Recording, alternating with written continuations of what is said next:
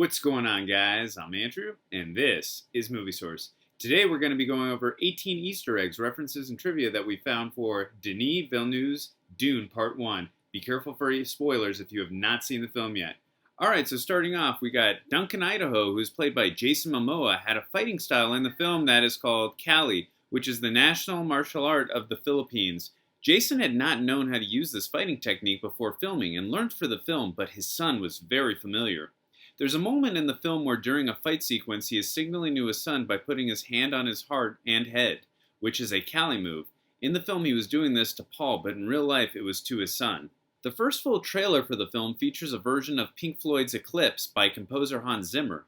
This is a nod to director Alejandro Jodorowsky's proposed adaptation of Dune in the 1970s, for which he wanted the band to write the score. We get two shots of a statue of a man fighting a bull and a mounted bull on the Atreides dining room wall. Duke Leto tells Paul early on in the film in Caladan that Paul's grandfather died in a bullfight. That statue recalls and shows respect for the fight with the bull, as well as the mounted bull head and the old Duke's picture that we see hanging in Caladan. After Paul takes the Gom Jabbar test with the Reverend Mother Gaius Helen Mohiam, she then speaks to Lady Jessica and tells her that we have other prospects. This is most likely referring to Fade Rotha, who was not in this film. He was played by Sting in David Lynch's 1984 Dune, and will most likely be in Dune Part 2, and is the nephew of Baron Harkonnen and the brother of Beast Raban. Composer Hans Zimmer is a big fan of the novel Dune written by Frank Herbert, and turned down working with Christopher Nolan on Tenet to score this film. The crysknife is made from the tooth of a dead sandworm. Adapting Dune for the big screen had been a lifelong dream of Denis Villeneuve.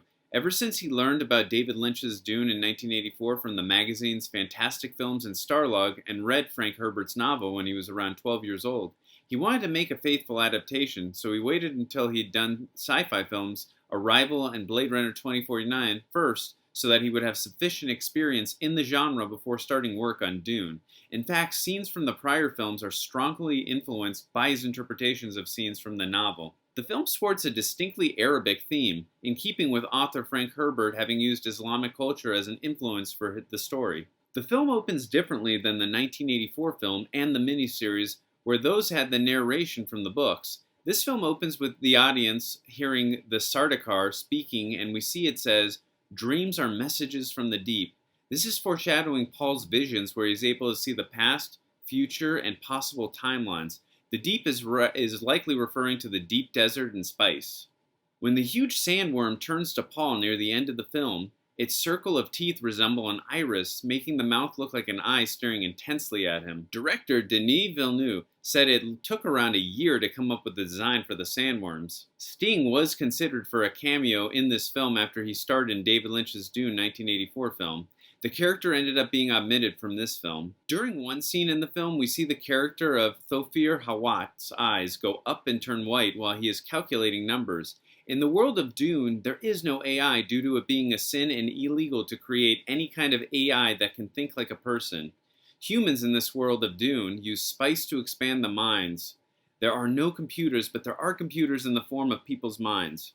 Denis Villeneuve saw Baron Vladimir Harkonnen as a rhino in human form, and so Stellan Skarsgård had to spend 7 hours a day applying makeup for his role as the Baron. This was Denis Villeneuve's first time producing one of his films. The scene on the ocean world of Caladan were shot on Stadlandet, Norway. Much of the desert scenes on the desert world of Arrakis were shot in Jordan and Abu Dhabi in the Middle East. The film's clothing is based on David Lynch's Dune from 1984. The Harkonnen soldiers wear bulky green armor, the Atreides workers wear black uniforms with high collars and kepi caps, and the Sardaukar wear full-pressure suits, while in the book they wore regular military uniforms and helmets.